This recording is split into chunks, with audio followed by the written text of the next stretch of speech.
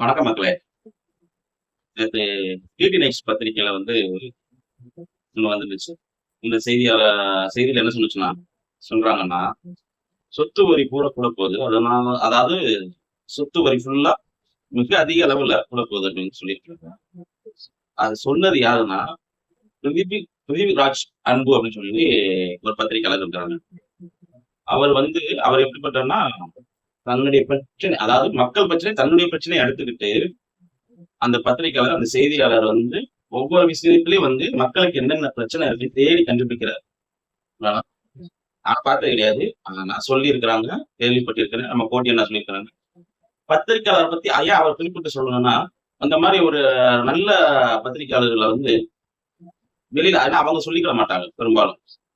ஒரு செய்தியை மக்களுக்காண்டி உண்டான ஒரு நல்ல செய்தியை பத்திரிக்கையில எழுதும் போது அத நம்ம அவங்க முகம் தெரியாட்டாலும் நம்ம ஒரு பாராட்டவா செய்யலாம். அப்ப அவங்களுக்கு ஒரு என்கரேஜா இருக்கு. இப்ப நம்ம ஒரு வீடியோ பண்ணும்போது ஒரு லைக் எக்ஸ்ட்ரா வந்துச்சுன்னா நமக்கு ஒரு என்கரேஜா இருக்குல்ல அந்த மாதிரி. ஏன் அப்படின்னா எனக்கு மேக்சிமம் பத்திரிகையாளர் செய்தியாளர் தான் ரொம்ப பிடிக்கும். அப்படிங்கும்போது இது கோடி என்ன சொன்னாங்க. கோடி என்ன சொல்றதுனால அவரும் சொல்றாரு. அவர் பேரை சொல்றாரு அந்த பத்திரிகையாளர் பிருத்திவிராஜ் அன்பு அப்படின்னு சொல்லி. அப்போ நானும் அது என்னுடைய விஷயத்துல அந்த செய்தியாளர்களுக்கு என்னுடைய வீடியோ பாக்குற ஆட்கள் இருப்பாங்களா அவங்களுக்கும் தெரிவிக்கணுங்கிறது அப்படின்னா என்னன்னா சென்னையில அவர் போட்டு செய்தி என்ன டிடி நைட்ஸ்ல 14 லட்சம் வீடுகள்ல குறைஞ்சபட்சம் 1.5 லட்சம் வீடுகளுக்கு இப்ப சொத்து வரி எக்குத்தப்பா கூடியிருக்குது அப்படின்னு சொல்லி இது நம்ம கோட்டி அண்ணா சொன்னதை நானும் என்னுடைய வீடியோல சொல்லியிருக்கேன். அப்போ சொத்து வரி கூட போகுதுன்னா இந்த அரசாங்கம் இப்போ வந்திருக்க டிவிக்கு அரசாங்கம் சென்னையில் உள்ள அந்த வீடு இருக்கிறவங்களுக்கு 1.5 லட்சம் வீடு அடுக்குமாடி கட்டிடத்துல இருக்கிறவங்களுக்கு என்ன செய்ய போறாங்கன்னு தெரியுது. இது எல்லாமே மாறிடும் வச்சிரும் அப்படின்னு சொல்லிதான் சென்னையில கிட்டத்தட்ட 14 தொகுதிகள் சமைச்சது விஜயண்ணா.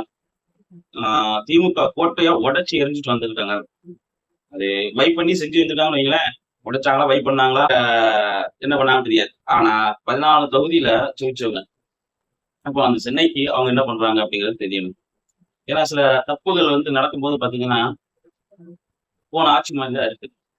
சில இடங்கள்ல பார்க்கும்போது எப்பவுமே ஒரு நல்லது 10% அதுல 2% நல்லா இருக்குது. இது 8% குறை சொல்ற மாதிரி குற்றம் சொல்ற மாதிரி இருக்குது. இப்போதைக்கு குற்றம் சொல்ல முடியாது, குறை சொல்லலாம். இதை மாத்திக்கணும். 14 தொகுதி சென்னையில ஜெயிச்சாங்க. விஜயண்ணாவுடைய பலமும் பலவீனமும் அவர் தான். விஜயண்ணா தான். ஏன்னா அவருடைய முகத்தை பார்த்து, அவருடைய வசீகரத்தை பார்த்து, அவருடைய பிளாஸ்ட் அப்படிங்கிற ஒரு படத்தை பார்த்து, ஒரு பாட்டை பார்த்து, வைப்பை பார்த்து ஓட்டு போட்டுருக்காங்க. அது ஒண்ணுமே செய்ய முடியாது. ஏன்னா படத்துல பார்த்த மாதிரியும் நிஜத்துல எப்படி இருப்பாருன்னு மக்கள் நம்பிட்டாங்க. படம் வேற, நிஜம் வேற. படங்கிறது நிழல். நம்ம நிஜத்துல வாழும்போது பாத்தீங்கன்னா ஒண்ணுமே செய்ய முடியாது. படத்துல 10 பேர்த்த அடிக்கலாம், ஆனா நிஜத்துல 10 பேர்த்த அடிக்க முடியாது. இப்ப சில விஷயங்களை விஜயண்ணாக்கு அவரே நிகர். எப்படின்னா பலமும் பலவீனமும் அவர்தான். ஏன்னா அவர் பலம் மக்கள் ஓட்டு போற அளவுக்கு இருந்துச்சு பலம். ஆனா அவருடைய பலவீனம் கூட இருக்கிற ஆளுகளையும் தன்னுடைய செயல்பாடுகளையும் விஜயண்ணா கொஞ்சம் கூட மாத்தி அமைக்க முடியல அவரால். இப்ப வந்துட்டாரு புதுசுங்கிற கேட்ட புதுசுன்னு சொல்லுவாங்க சொல்லலாம். ஆனா ஒரு தன்னிச்சையா முடிவெடுக்கக்கூடிய ஒரு ஆற்றல் இருக்கா இல்லையான்னு தெரியல விஜயண்ணாட்ட. ஆனா வரணும், அவர் மாத்திக்கணும் அப்படிங்கிறதா. ஏன்னா நான் 5 வருஷம் ஏற்கனவே போன வருஷம் 5 வருஷம் ஆட்சியே ரொம்ப கஷ்டப்பட்டாங்க மக்கள். இப்போ மறுபடியும் இன்னும் 10 வருஷம்னா என்ன செய்ய முடியும்?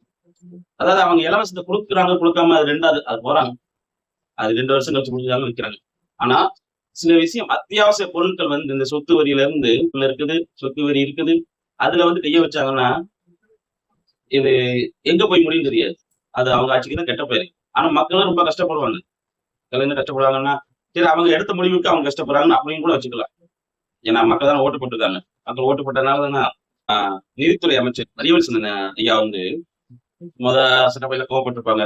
அதுக்கு அடுத்த நாள் இல்ல கத்துக்கிட்ட வைக்கிறேன் சில இடத்துல பணிவா பேசியிருப்பாங்க. கேட்டா ஒரு சின்ன மீட்டிங் மாதிரி நடந்துச்சு அப்படின்னு ஏதோ ஒரு காரணத்துல மனதிருந்தி அந்த சட்டப்பேரவையில கொஞ்சம் வருத்தம் தெரிவிச்சிருக்காங்க. எமோஷன் ஆயிட்டே வச்சுட்டு ஒரு தாய குழந்தை பெத்த தாய எப்பவுமே அம்மா தான் கூப்பிடுவாங்க.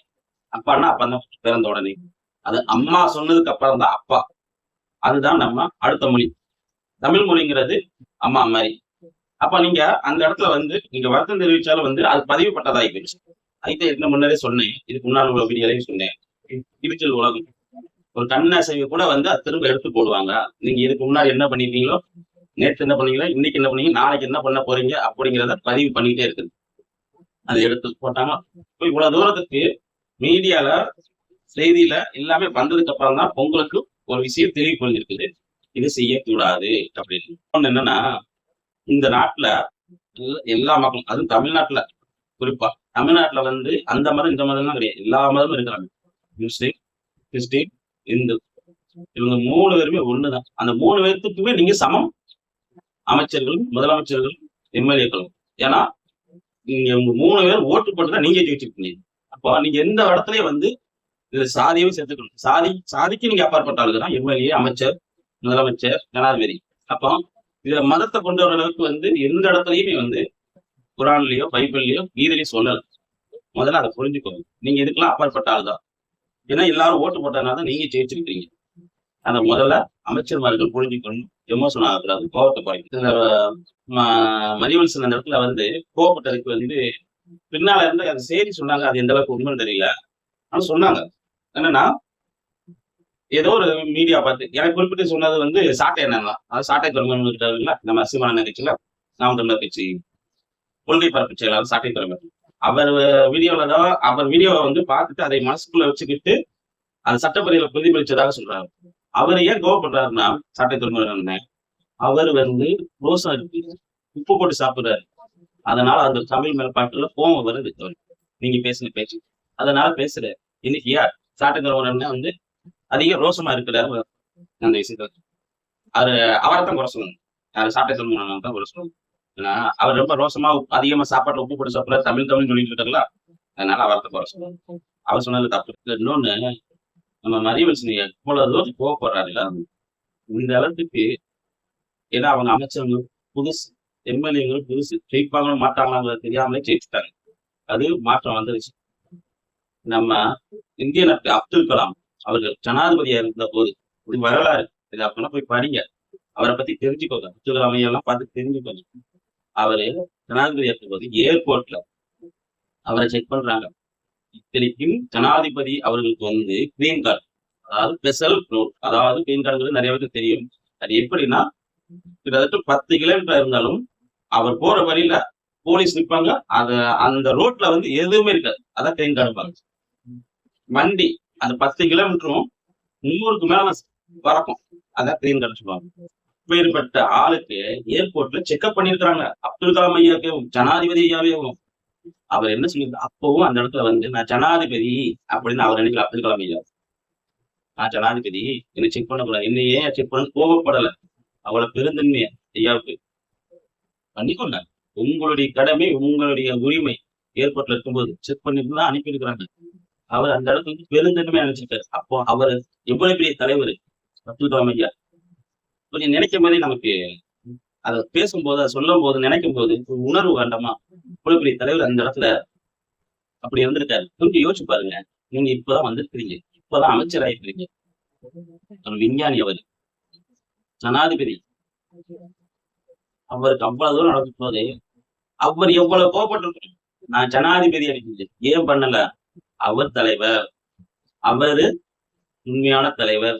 எந்த இடத்துல கோபத்தை காட்டணும், எந்த இடத்துல அன்பா இருக்கணும் அப்படிங்கிற கணக்கு அவருக்கு தெரிஞ்சிருக்குது. இத அவங்கள பார்த்து அவருடைய வரலாறு நீங்க படிச்சாலே உங்களுக்கு தெரிஞ்சுக்கும். அவங்க காமராஜர் ஐயா, அப்துல் கலாம் ஐயா, அண்ணா இவங்க வரலாறு படிங்க. அவங்க எல்லாம் எப்படி வாழ்ந்திருக்கிறாங்க, இப்படி எல்லாம் இருந்து மக்கள்கிட்ட எப்படி இருந்திருக்காங்க, மக்கள்கிட்ட பிஹேவ் பண்றது எப்படி இருக்குது, அவங்களுடைய உணர்வுகளை எப்படி உள்வாங்கிக் கொள்வது, சட்டப்பேரவையில நம்மளோட வயசுல மூத்தவன்கிட்ட எப்படி பேசணும் அப்படிங்கிறது அவங்கள பார்த்து தெரிஞ்சுக்கணும். இருந்திருக்கிறாங்க, அப்படி வாழ்ந்திருக்கிறாங்க. எவ்வளவு பெரிய பதவியா இருந்தாலும் சரி, உன்னுடைய கடமை நீ செய்ய வேண்டும். ஜனாதிபதி அவர் இருக்கும் போது ஏற்படுத்தி ஜனாதிபதி நான் உலகத்துக்கே தெரியும் அவருக்கு.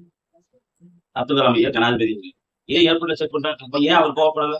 சற்று சிந்திச்சு பார்த்தா அது முடியும். விஜயன் ஆட்சியில இந்த மாதிரி வந்து பெண்களை யாருக்கு தவறா குறை சொல்லக்கூடாது. நானே வந்து என்னுடைய இருக்குதான் தெரியல, இருக்கும் வீடியோ அதுக்கு இருந்தா பாருங்க. அதை சொல்லியிருப்பேன் நான்.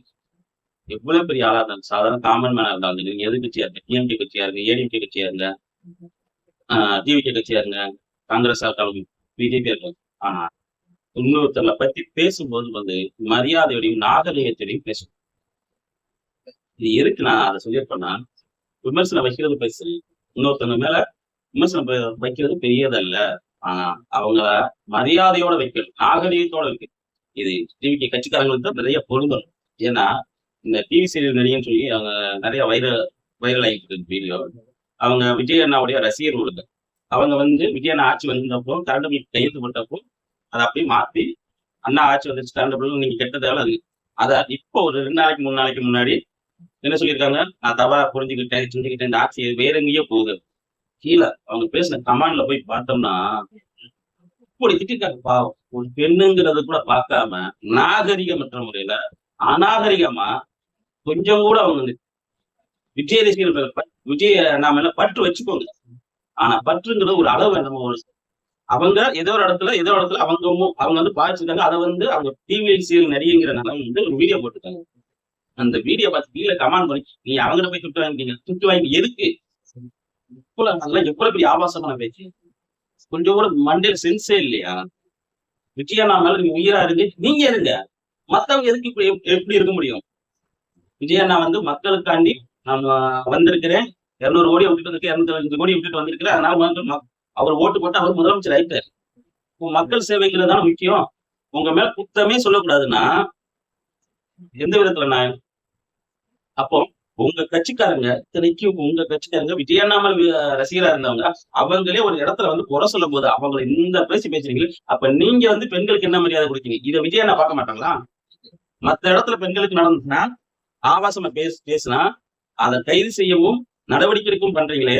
உங்க விஜயண்ணா விஜய் கட்சிக்காரங்களா விஜய் ரசிகர்களா ஒரு பெண்ணை பத்தி இழிவா பேசுறாங்க, அவருக்கு என்ன செய்ய போறாரு விஜயண்ணா? கொஞ்சம் கூட சிந்திக்க வேண்டாமா? விஜய் ரசிகர்கள் உன்னை பத்தி பேசு, விமர்சனம் வரத்தான் செய்யும். யார பண்ணல இந்த நாட்டுல? அந்த காலத்துல இருந்து சுதந்திரமானதுல இருந்து இப்போ காந்தியவும் விமர்சனம், சுதந்திரம் வாங்கி கொடுத்துருக்கு. மகாத்மா காந்தியவே விமர்சனம் பண்ண நாடு இது. காமராஜர் ஐயாவை விமர்சனம் பண்ண நாடு இது. என்ன மாதிரி விமர்சனம் பண்ணிட்டாங்க? இப்ப விஜயண்ணா மட்டும் விமர்சனம் பண்ணக்கூடாதா? பண்ணணும், தப்பு செய்தா பண்ணணும், சரியான முறையில் ஆட்சி பண்ணணும்.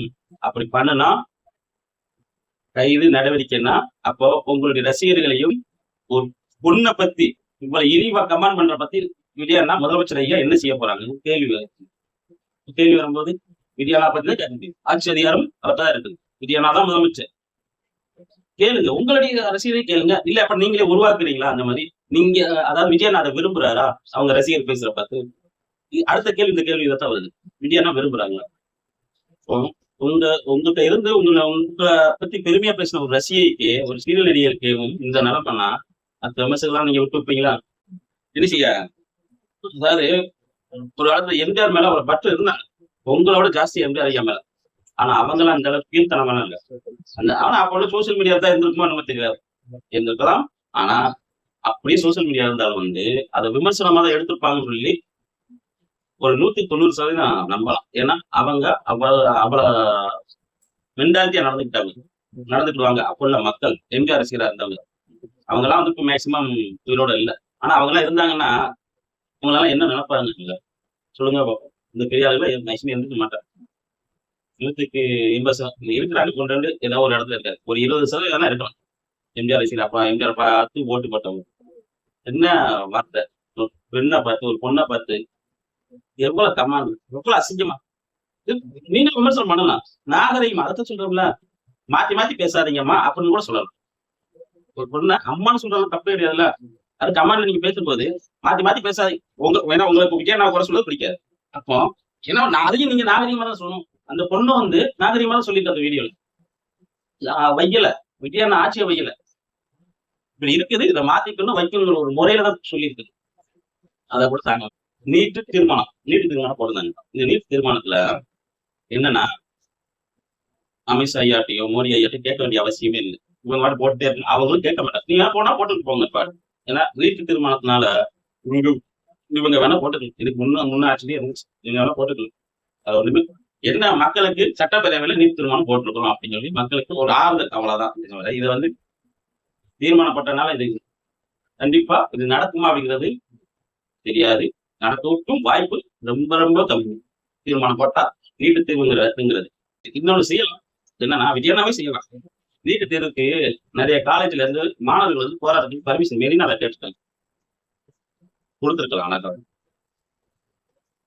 நீட்டு தேர்வு போராட்டம் மெரினால போய் பண்ணுங்க. நீட்டு வேண்டான்னு தமிழ்நாடு லெவல்ல நான் உங்களுக்கு பக்கபலமா இருக்கிறேன். விஜயண்ணா சொல்லலாம். விஜயண்ணா சொல்லி அதுக்கு பந்தோபஸ்து கொடுத்து, அதுக்கு பார்க்கிங் ஃபெசிலிட்டி எல்லாம் கொடுத்து, அவங்களுக்கு இன்டர்ன்ஷிப் அரசாங்கம் செய்யலாம். உள்ள அரசாங்கம் உங்களுக்கு தான் பேரு. இதுக்கு முன்னாடி வெளியே ஒரு சொல்லியிருக்கிறது. பாதுகாப்பு கொடுங்க. போராட்டம் உங்களை எதிர்த்தா போட போறாங்க. தீக்கி கட்சி எதிர்த்தா போட போறாங்க. போராட போறாங்க.